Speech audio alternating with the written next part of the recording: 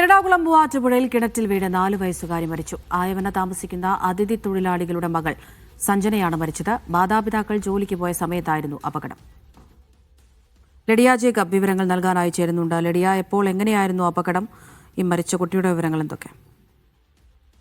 അമൃത, ഇന്ന് രാവിലെ 10 മണിയോടെയാണ് അപകടം നടക്കുന്നത്.